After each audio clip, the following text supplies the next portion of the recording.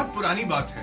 एक बार एक बहुत प्रतापी राजा हुआ करते थे। उनके 3 पुत्र थे और राजा ने चाहा कि अब समय आ गया है, इन तीनों बेटों को कुछ सीख दी जाए ताकि आगे चल के ये मेरा राजकाज संभाल सके। राजा ने अपने तीनों बेटों को बुलाया और उन्हें कहा कि हमारे पूरे राज्य में नाशपति का कोई भी वृक्ष नहीं है, नाशपति का कोई पेड़ नहीं है। तो मैं चाहता हूं कि तुम दूसरे राज्य में जाओ जहां पर नाशपति का पेड़ है, उसे देख कर आओ और हम सबको बताओ कि नाशपति का पेड़ कैसा होता है, उसका पूरा वर्णन करो। और राजा ने उन्हें एक निर्देश दिया कि तुम एक एक करके उस नाशपति के पेड़ को देखने के लिए जाओगे। तो तीनों भाई 4-4 महीने के अंतराल पर गए, नाशपति के पेड़ को देखकर वापस लौटे और ठीक 1 साल बाद राजा ने उन तीनों को दरबार में बुलाया और कहा कि अब उस नाशपति के पेड़ का वर्णन करो, अब बताओ कि वो पेड़ कैसा था। जो पहला बेटा था वो बोला कि पिताजी, वो कोई पेड़ था, वो तो टेढ़ा मेढ़ा सूखा हुआ बिना पत्ते का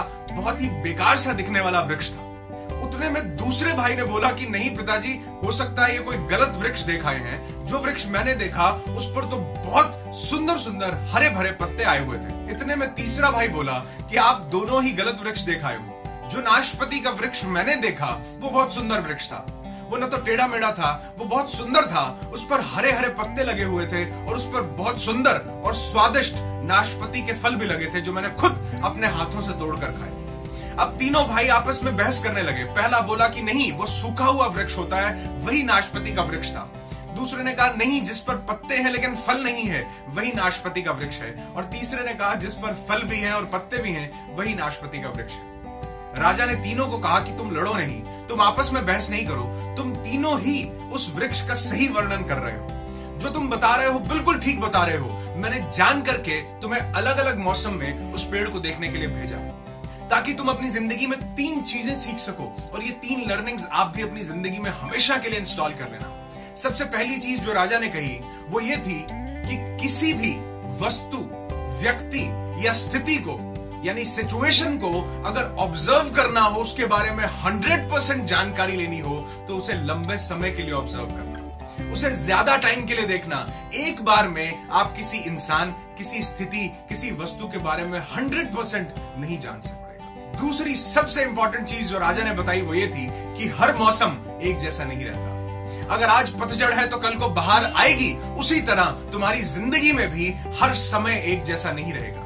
अगर आज मुश्किलें हैं, अगर आज समय थोड़ा सा विपरीत चल रहा है, अगर आज टफ टाइम्स को फेस करना पड़ रहा है, तो याद रखना जो वृक्ष जिंदा रहेगा, जो खड़ा रहेगा, उस पर बहार जरूर आएगी, उस पर फल जरूर आएंगे। बस जरूरत है तो धैर्य बनाए रखने की। तीसरी और अंतिम सीख जो राजा ने उन्हें दी वो ये थी कि अपनी बात को सही मानकर उस पर अड़े मत रहो और दूसरों से बहस मत करो। जितना तुम जानते हो वो जरूरी नहीं कि वो उस चीज के बारे में 100% हो।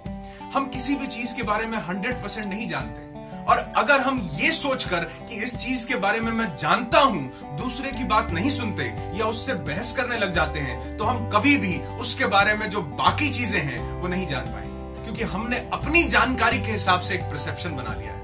तो कभी भी, और कहा जाता है कि लेस नॉलेज इज हार्मफुल, इसलिए जो आप जानते हैं वो जरूरी नहीं कि वो 100% हो। दूसरों से जब आप सीखते हैं, जब आप बात करते हैं, तो अपनी बुद्धि को हमेशा खुला रखना ताकि उसके बारे में और जानकारी आपको मिल सके। क्योंकि कहा गया है कि जो इंसान सीखना बंद कर देता है, जिंदगी उसे आगे बढ़ाना बंद कर देती है। तो सीखना कभी बंद नहीं करना।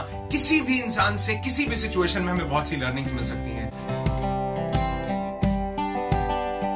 कंक्लूड करना चाहूंगा 3 चीजें जो स्टोरी से हमें सीखने को मिलती हैं। सबसे पहली कि किसी भी सिचुएशन को, किसी पर्सन को अगर ऑब्जर्व करना है तो लंबे समय तक ऑब्जर्व करना, क्योंकि थोड़े टाइम में किसी के बारे में सही जानकारी हमें नहीं मिल सकती।